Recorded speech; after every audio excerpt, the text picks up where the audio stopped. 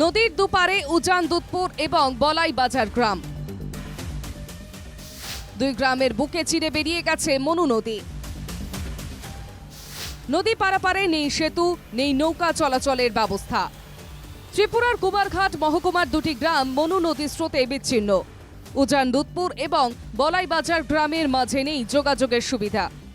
দীর্ঘদিন ধরে সমস্যায় রয়েছেন দুই গ্রামের মানুষই। যাতায়াতের সমস্যায় ভুগতে হচ্ছে উভয় গ্রামের কৃষকদের। উৎপাদিত ফসল বাজারে নিয়ে যাওয়া অত্যন্ত ব্যয়সাধ্য। যাতায়াতের সুবিধা না থাকায় গাড়ি ভাড়া দিয়ে পার্শ্ববর্তী কাঞ্চনবাড়ি বাজারে বিক্রির জন্য নিতে হয় ফসল। ফলে উৎপাদিত ফসলের উপযুক্ত দাম পেতে হিমশিম খেতে হচ্ছে কৃষকদের। পাকা বীজটা হয়তো আসলো 5 বছরে, 5 বছর মোটামুটি চলে গেছে। অর্ধেক কাজ করে এখন বন্ধ কাজটা।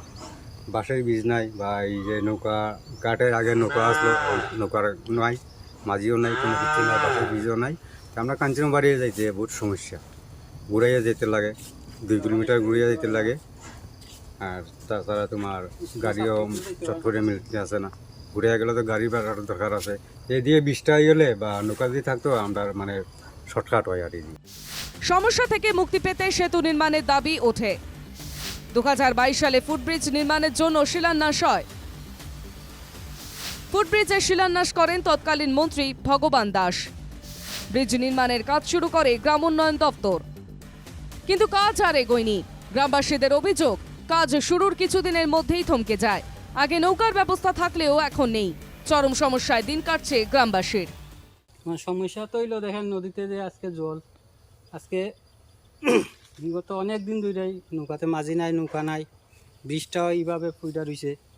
কেউ দেখেও না, এটার কোনো হেলদুল নাই, কেউ আসেও না, দেখো না যে এটার কাজ হইতেছে নি। আইসে আইয়া অল্প কয়েকদিন কাজ কইরা তারা দিন গেছে, তারা কোনো খবরই নেই। এখানে কোনো লুকও থাকে না, কারণ আমরা যাইতে লাগো ওই দিয়ে গাড়ি দিয়ে গুইরা। এখানে এই অঞ্চলের সবাই লুকই গরিব অংশের লুকই বেশিরভাগ। অনেকের ওইদিকে ঘুরে যাইতে সমস্যা হয়, গাড়ি ভাড়ার সমস্যা আছে, সবসময় গাড়িগুলো বেশি পাওয়া যায় না। এদিকে হইলে আমরা কাঞ্চনবাড়ি অনেক সুবিধা, স্কুলের ছাত্ররা তো স্কুলে যেতে পারে না, কারণ এর দূর ঘুরাইয়া যাওয়া সম্ভব নয়।